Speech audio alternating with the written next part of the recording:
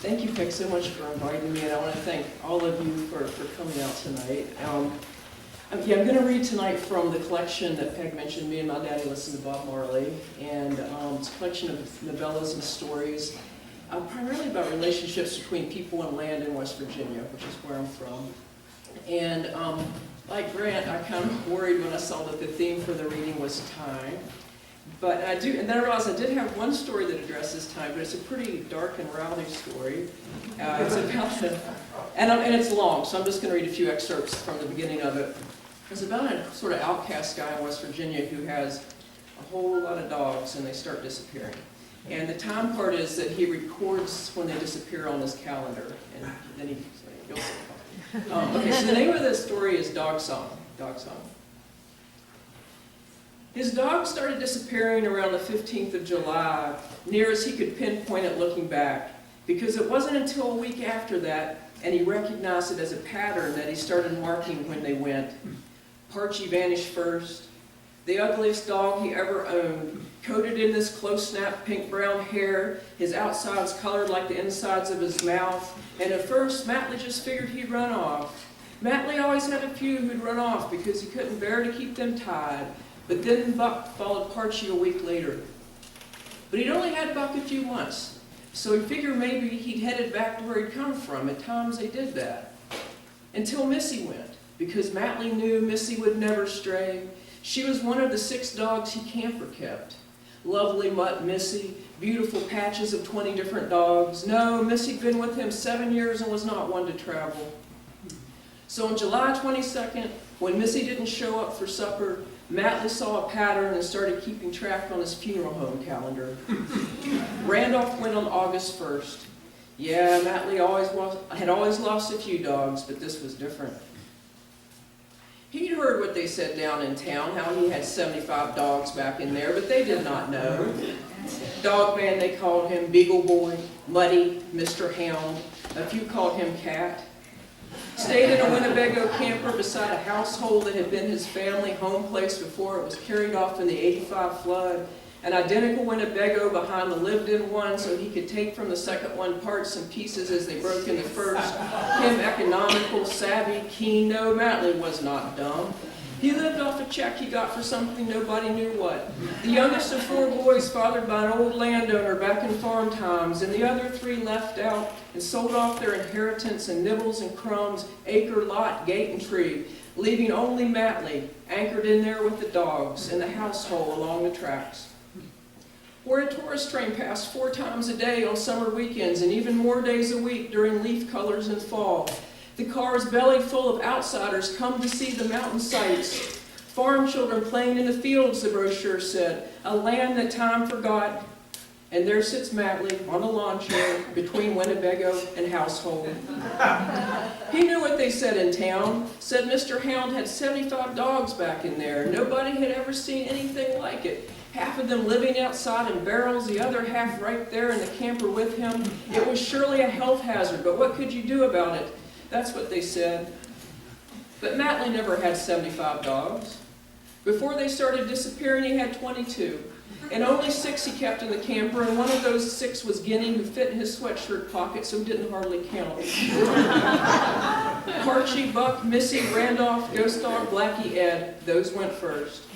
That left Tick, Hickory, Cease, Muddy Gut, Carmel, Big Girl, Leesburg, Honey Smarty, Ray Jr., Jr., Louise, Stella, Meredith, and Guinea. Jr. was only a pup at the time. Smarty was just a part-time dog, stayed 2 or 3 nights a week across the river with his Rottweiler girlfriend, and Meredith was pregnant. Guinea goes at the end of the list because Guinea was barely dog at all. They could tell you in town that Matley was born old, born with the past squeezing on him, and he was supposed to grow up in that? How? There was no place to go but backwards. His parents were old by the time he came, his brothers gone by the time he could remember, his father dead by the time he was 8. Then the flood on his 23rd birthday. In town, they might spot Matley in his '86 Chevette loaded from floorboards to dome light with 25-pound bags of Joy dog food. And one old boy would say, well, there he goes, that runt of Reevy's 4 boys. The end piece didn't come right. Another, I heard he was kind of retarded. No, not retarded exactly. But he wasn't born until Reevy was close to 50. And that explains a few things, as far as I'm concerned. Old egg, old sperm, old baby. Well, weren't none of them right, observes a third. Well, there's something about those hills back in there. Well, says the last, people are different. The calendar was a free one from Berger's funeral home. The kind of calendar has just one picture to cover all the months, usually a picture of a blonde child in a nightgown praying beside a bed. And this calendar had that picture too. Blonde curls praying over lost dog marks. Matley almost made them crosses, but he changed them to question marks, and he kept every calendar page he tore off. He kept track, and for each one, he carried a half eulogy, half epitaph in his head. Ed. Kind of dog you looked at and knew he was a boy. You didn't have to glimpse his privates. You knew the jaw prints of those stumpy legs, the cock of the walk strut, all the time swinging his head from side to side so not to miss anything, tongue flopping out and a big grin in his eyes, essence of little boy he was, core, heart, whatever you want to call it. There it sat in a dog. Ed would try anything once and had to get hurt pretty bad before he'd give up, and he'd eat anything twice. That one time, cold night, Matley left him in the camper, let him in the camper, and gagged and puked up a deer liver on Matley's carpet. The liver intact, though a little rotty. There it came, out.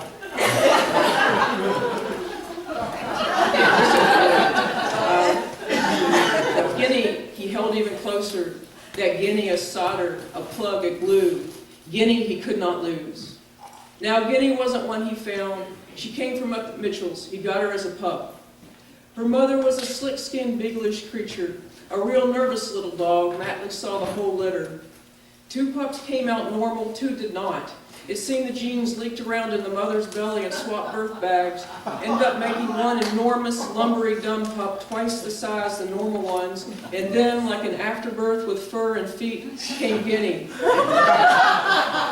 A scrap of leftover animal material. Looked more like a possum than a dog and more like a guinea pig than either one. The scrap as bright as the big pig was dumb. Yes, she was a genius if you factored in her being a dog. But Matley was the only one who'd take her.